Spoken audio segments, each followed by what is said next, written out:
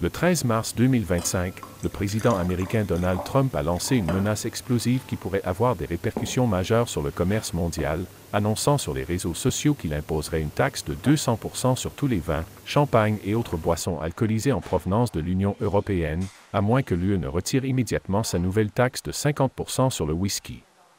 Cette menace survient dans un contexte de guerre commerciale croissante entre les États-Unis et l'Europe, après que la Commission européenne a annoncé le 12 mars qu'elle imposerait des contre-tarifs d'une valeur de 28 milliards de dollars, 26 milliards d'euros, sur les produits américains, en réponse aux tarifs américains sur l'acier et l'aluminium. L'UE, qui cherchait déjà à négocier un équilibre commercial équitable, a exprimé son mécontentement, affirmant que l'escalade des tarifs ne profitait à personne, mais a souligné qu'elle restait ouverte au dialogue et à la négociation. Cependant, le poste de Trump sur Truth Social a présenté un tableau beaucoup plus agressif. Il a décrit l'UE comme l'une des autorités fiscales et tarifaires les plus hostiles et abusives au monde, affirmant que l'UE avait été créée pour exploiter économiquement les États-Unis. La colère de Trump a été alimentée par la nouvelle taxe de 50% de l'UE sur le whisky, une industrie étroitement liée aux producteurs américains, notamment au Kentucky, qui connaît une croissance constante.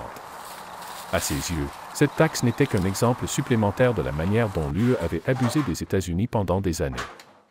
Mais la menace de Trump d'imposer une taxe de 2% sur des produits européens emblématiques n'est pas simplement un levier de négociation, c'est un changement potentiel de jeu. Une taxe aussi élevée sur les vins, champagnes et spiritueux pourrait anéantir le marché de l'alcool européen, qui est un pilier des économies de la France, de l'Italie, de l'Espagne et d'autres pays de l'UE.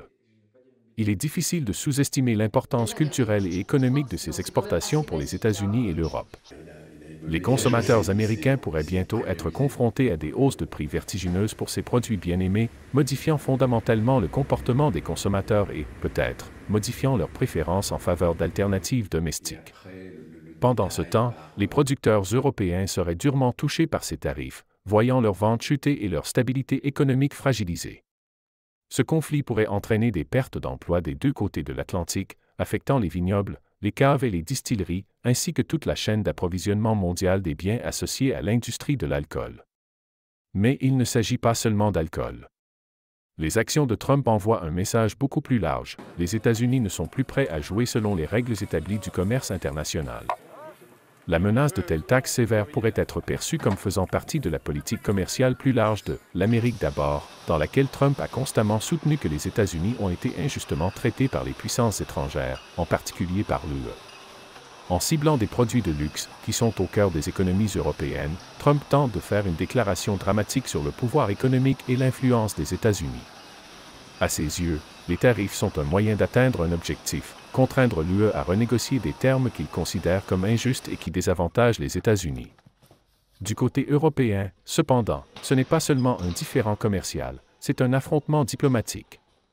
La Commission européenne, malgré sa volonté de négocier, est profondément frustrée. Ces contre-tarifs, qui visent une large gamme de produits américains, du bourbon aux motos, reflètent un effort calculé pour démontrer que la rétorsion est sur la table, mais ils sont aussi destinés à forcer les États-Unis à revenir à la table des négociations.